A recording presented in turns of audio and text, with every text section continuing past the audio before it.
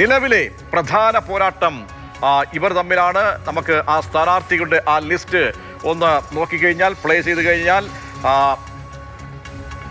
M Swaraj LDF വേണ്ടി M സ്വരാജാണ് സ്ഥാനാർത്ഥി.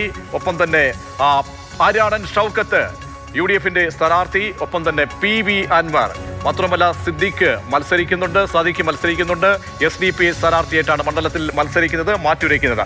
ഇനി നമുക്ക് അടുത്ത കണക്കുകളിലേക്ക് പോയി കഴിഞ്ഞാൽ കഴിഞ്ഞു പോയ, അതായത് 2016-ലെയും 2021-ലെയും നിയമസഭാ തിരഞ്ഞെടുപ്പിന്റെ ആ ചരിത്രം കൂടി, ആ കണക്കുകൾ കൂടി നമുക്കൊന്ന് പരിശോധിച്ച് കഴിഞ്ഞാൽ 2016-ന്റെ പ്രത്യേകത, 2016-ലാണ് PV അൻവർ ആദ്യമായിട്ട് തന്നെ PV അൻവർ LDF ആ ഒരു LDF കുപ്പായം അണിഞ്ഞുകൊണ്ട് തിരഞ്ഞെടുപ്പിനെ നേടാനെത്തുന്നത്. 2016-ൽ PV അൻവർ ആയിരുന്നു ആ മണ്ഡലത്തിലെ വിജയിച്ച മണ്ഡലമാണ്. അവിടുത്തെ ഭൂരിപക്ഷം നോക്കിക്കഴിഞ്ഞാൽ PV അൻവറിനെ സംബന്ധിച്ചോളം ഏറ്റവും മികച്ച ഭൂരിപക്ഷം രേഖപ്പെടുത്തിയ 2016 11,504 വോട്ട്, അതായത് 47.91% വോട്ടുകൾ നേടുന്നു.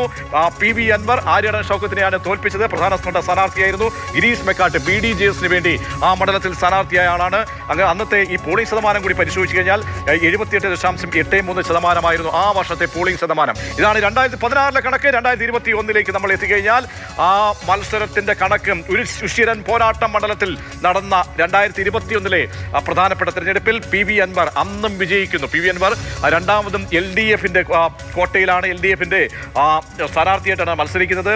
തോൽപ്പിച്ചത് പ്രധാനപ്പെട്ട സ്ഥാനാർത്ഥി എന്ന് കോൺഗ്രസിന്റെ VV പ്രകാശ്, മരിച്ചുപോയ VV പ്രകാശ് മുൻ DCC പ്രസിഡന്റൊക്കെ ആയിരുന്നു. കോൺഗ്രസിന്റെ പ്രധാനപ്പെട്ട നേതാവിനെയായിരുന്നു ആ വർഷം കളത്തിലിറക്കിയത്. TK അശോക് കുമാർ BJPയുടെ സ്ഥാനാർത്ഥിയായിരുന്നു. BDJS സ്ഥാനാർത്ഥി പിടിച്ച വോട്ടിനേക്കാൾ കുറവായിരുന്നു ഭൂരിപക്ഷം. അതേസമയം അൻവറിന്റെ ഭൂരിപക്ഷം ആ വർഷം നോക്കിക്കഴിഞ്ഞാൽ നേരെ ഗണ്യമായിട്ട് താഴോട്ട് പോകുന്നതാണ് നമുക്ക് കാണാൻ കഴിയുന്നത്. അതായത് 2700 എന്ന കണക്കിലേക്ക് എത്തുകയാണ്. 46.9% വോട്ട് PV അൻവറിന് നേടാൻ കഴിഞ്ഞു എന്നുള്ളതാണ് വളരെ പ്രധാനപ്പെട്ട പ്രത്യേകത.